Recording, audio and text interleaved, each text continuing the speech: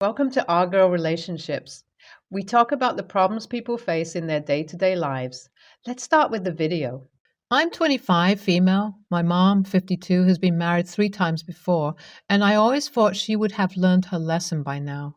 But apparently not, because she recently announced that she was engaged again and planning to tie the knot for the 4th time. Normally, I should have been happy for her and supportive, but this situation was different. My mom had a history of abandoning me and my sister when we were young. She was always chasing after her next husband or boyfriend and never had time for us. Ever since my mom's first husband, the father of my sister and me, died when I was still a kid. So when she came to me with a sob story about how her wedding plans had fallen apart and she needed me to help pay for a new venue and catering, I was skeptical. I didn't want to be a part of her 4th wedding, especially when she hadn't been there for me all these years. Her requested amount wasn't small either. She asked for $8,000 since she knew that I have a stable job and I'm currently saving up so I can go to college like I always wanted.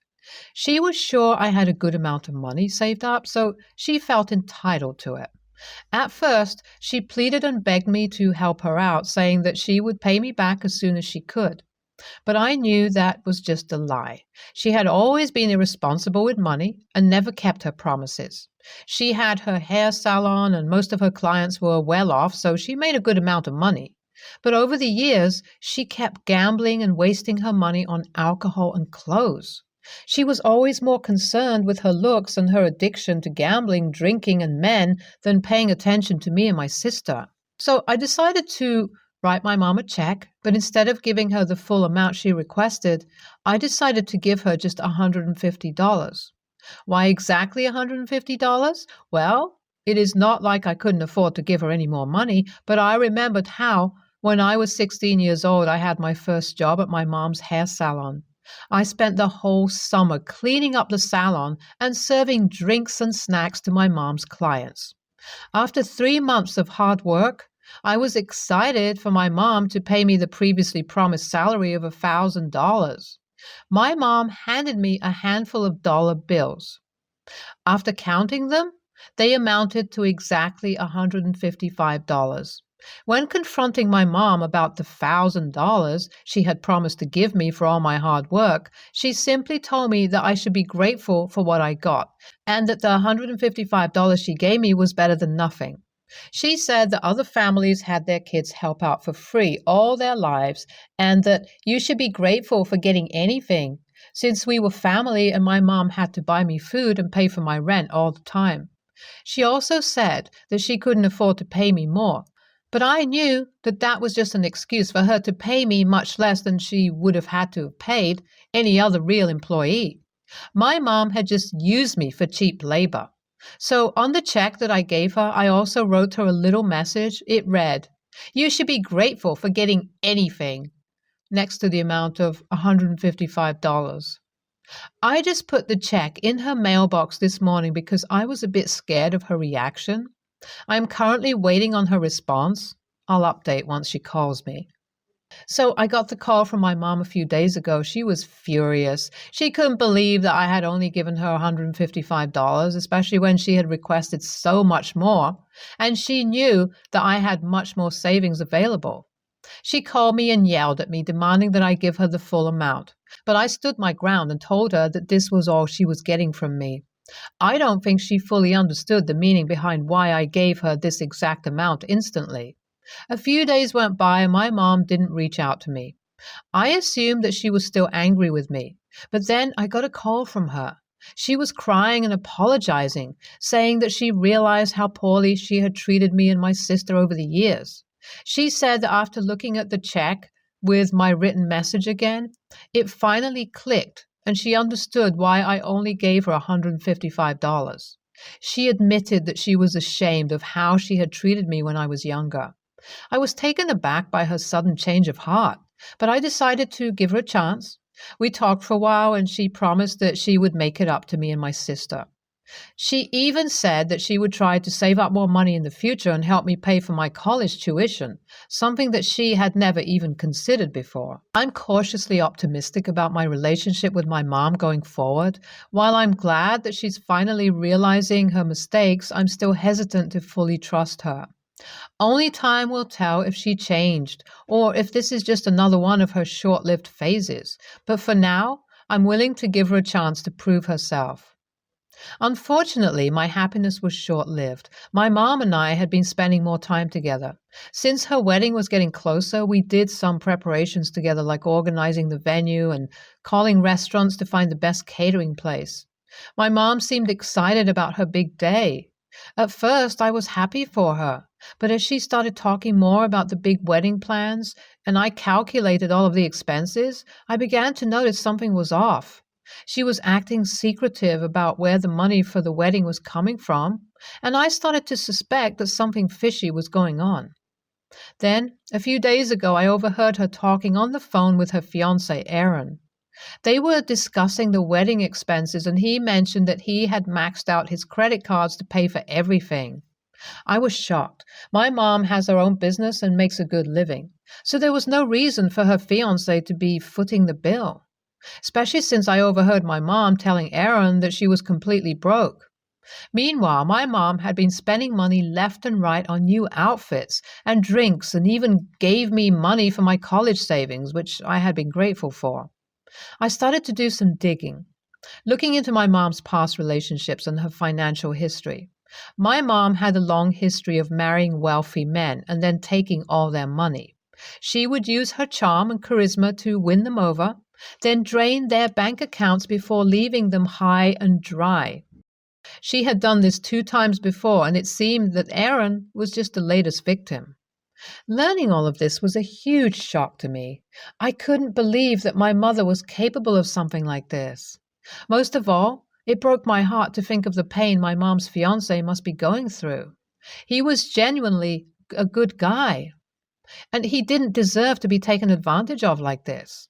I knew I had to do something to help him, but I didn't know what. But at the same time, I can't just sit back and let her hurt innocent people.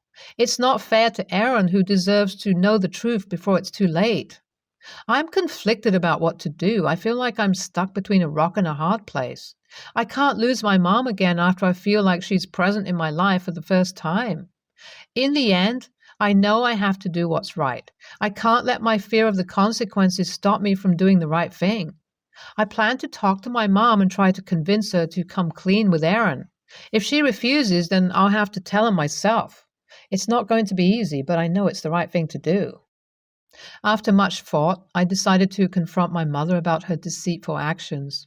It wasn't an easy conversation, but I made it clear that I couldn't stand by and watch her hurt another innocent person. When I first brought up the subject with my mother, she was defensive and denied everything. It was clear that she didn't want to admit to what she had been doing. But I didn't back down. I told her that I had evidence of her scams and that she needed to come clean. Eventually, my mother broke down and confessed everything. She told me that after her first husband, my father, died 20 years ago, she just felt this void inside of her that could never be filled. Instead of working on herself or going to therapy, she tried to distract herself by drinking, and she also developed somewhat of a gambling and shopping addiction. That's when she started seeking out wealthy men from her hair salon, clients of hers, and flirting with them to get access to their money. That's why all of her past marriages had broken down shortly after they started. My mom was just after the money of these guys. She said that she never intended to hurt anyone, but she felt like she had nothing else in her life to make her happy but money and material things. I felt sorry for my mother, but at the same time, I can't excuse her behavior. Taking advantage of people for personal gain is never acceptable, in my opinion, no matter how hard your own life is. I made it clear to her that she needed to make things right and stop her scams immediately. Together, we came up with a plan to repay Aaron for everything he already spent money on and make amends for the harm she caused. My mom talked to Aaron and confessed to him the real reason why she was rushing to get married. Their wedding is no longer going to happen, and I don't think that their relationship will continue since it was built on lies. My mom promised me that she will work on her addictions, and we agreed to do some sessions of family therapy together with my sister. All of us probably still have some buried trauma and hurt feelings from the past, and I hope that we can work on this as a team. After all, we're all that we got. Now that my mom is single again, I guess. In the end, I don't regret giving my mom that check, and I'm glad everything turned out the way it did. I learned that sometimes the hardest thing to do is the right thing. It took a lot of courage to confront my mother, but it was necessary to prevent her from hurting anyone else. I'm grateful for the experience, and maybe my story can help others who may be struggling with similar situations. While it's nice that OP's mother apologized and promised to make amends, I'd recommend the OP to still be cautious and hesitant to fully trust her again, given her history of making empty promises. The way that OP handled the situation with the $155 check is passive-aggressive and immature in my eyes. While it's understandable that they would want to send a message to their mother about the past, using a check to do so seems like a childish way of communicating. It might have been more productive to have a direct conversation with the mother about their feelings and concerns. I think giving OP's mother a $155 check and the message attached to it was such a clever way of expressing her feelings towards her mother's past actions and treatment. I think the mom needed something like this as a wake-up call. It was my sister-in-law's birthday recently. She turned 16. She got a huge party, but my husband wanted to celebrate as a family. Backstory.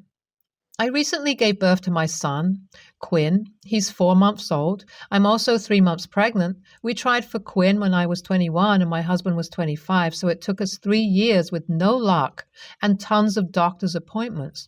We thought we'd have to use a surrogate or adoption when suddenly I was pregnant. I'd been told it was unlikely I'd get pregnant to imagine my surprise getting pregnant so soon after giving birth. This pregnancy has been hellish. I've been pregnant for essentially a year with no break. I get that it's my fault, but as I said, I didn't expect it. It's not been smooth sailing this time. I'm exhausted, nauseous, emotional, and just overall unhappy. Like pregnant women get mood swings, but I don't. I'm just sad. I'm talking to a therapist. We'd planned on meeting at a restaurant when I started getting really nauseous, bad stomach pains. I, without being graphic, was sick over myself, so I had a bath and the pains went. My husband rearranged the meal to ours, so the meal was hosted in our home. Now, granted, he cooked and cleaned, but I've just given birth and I'm pregnant. I don't want anyone in my house. He insisted I come eat with them, so I came down in comfy clothes. I feel like a whale looking at my old, nice clothes.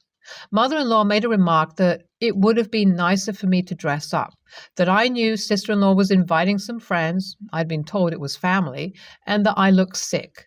I said, maybe, raising my voice, you try being pregnant for a year. I'm freaking exhausted. I'm in pain.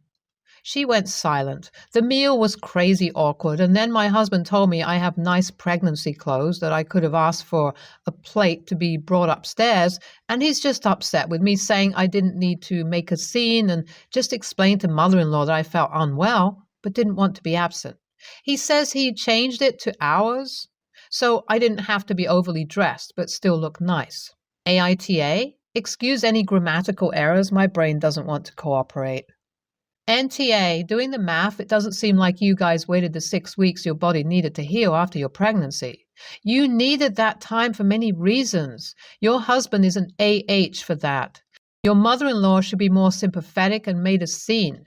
You just gave her one grandbaby and are about to give her another, and she can't cut you some slack. She is an AH for that. You need to take care of yourself and listen to your doctor first. NTA times 1,000. Your husband is, and his mother is. There is no freaking reason a sick pregnant mom with a 4-month-old needs to host a dinner, period.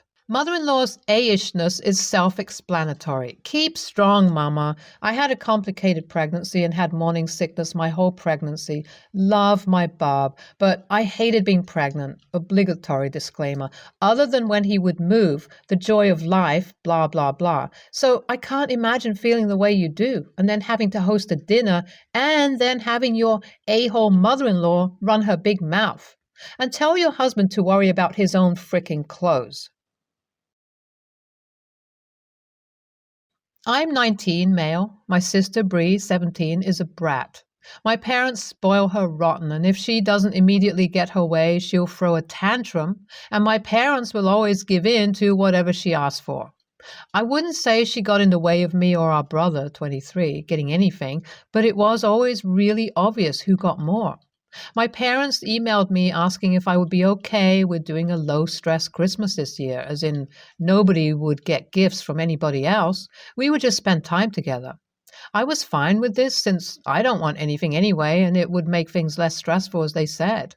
I called them to let them know, and they immediately told me what to get. Bree, I was confused and said, I thought we weren't doing gifts this year. My mom said, yeah, but Bree is different. You know how she'll get if she doesn't get something. Besides, she's still a baby.